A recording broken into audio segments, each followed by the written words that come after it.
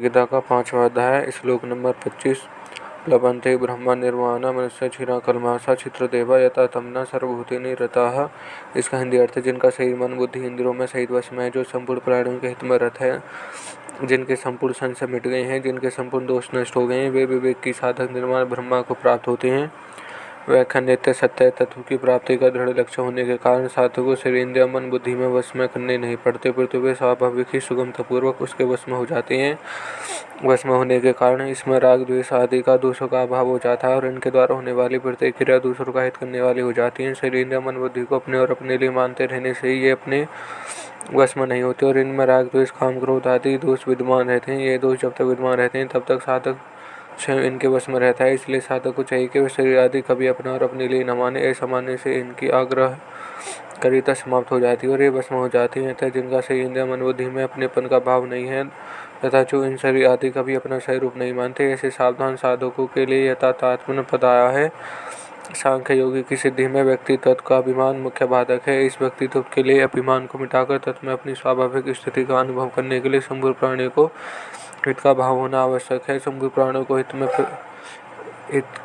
में प्रीति की उसके व्यक्तित्व को मिटाने का सुगम साधन है। जो सर्वत्र परिपूर्ण परमात्मा के साथ अभिन्नता का अनुभव करना चाहते हैं, उनके लिए प्राणी मात्र के हित में प्रीति होनी आवश्यक है। जैसे अपने कहलाने वाले शरीर आदि में आकृति कार्य नाम आदि भिन्न भिन्न होते हुए भी ऐसा भाव रहता है कि सभी अंगों को आराम पहुँचे, किसी भी अंगों को कष्ट न हो। ऐसे वर्ण आश्रम संप्रदाय साधन पद्धति आदि भिन्न भिन्न होते हुए भी संपूर्ण प्राणियों के हित में स्वाभाविक ही रति होनी चाहिए कि सबको सुख पहुँचे, सबका हित हो, कभी किसी को कितने मात्र भी कष्ट न हो। कारण है कि बाहर से भिन्नता रहने पर भीतर से एक परमात्मा यही समान रूप से सबसे परिपूर्ण है। अतः प्राणी मात्र के हित में प्रीति अपने व्यक्तित्व स्वभाव सुगमता से नष्ट हो जाता है। परमात्मा के साथ अपनी अभिन्नता का अनुभव हो जाता है। जब तक तत्प्राप्ति एक निश्चय दृढ़ नहीं होता तब तक अच्छे साधकों को अंतकरण में भी कुछ न कुछ दुविधा विद्यमान रहती है। दृढ़ निश्चय होने पर साधकों को अपनी साधन में कोई संशय विकल्प भ्रम आदि नहीं रहता और वे असंदिग्ध रूप से तत्वपूर्वक अपनी साधन में लग जाते हैं।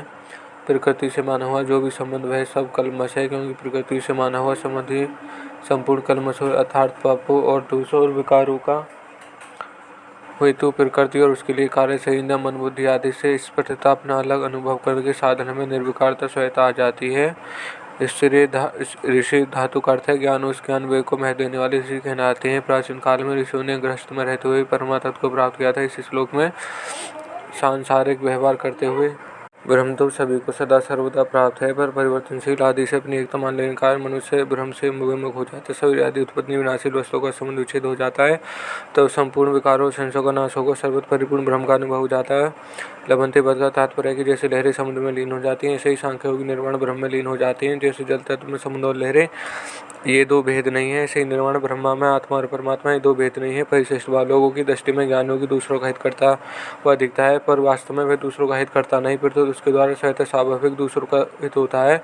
संबंध 24-25वें श्लोक में भगवान ने सांख्य योग का साधक का निर्वाण ब्रह्म को प्राप्त करने की बात कही। अब आगे के श्लोक में बताते हैं कि निर्वाण ब्रह्म की प्राप्ति होने पर उसका कैसा अनुभव होता है। और यह श्लोक यहीं समाप्त होता है। धन्यवाद।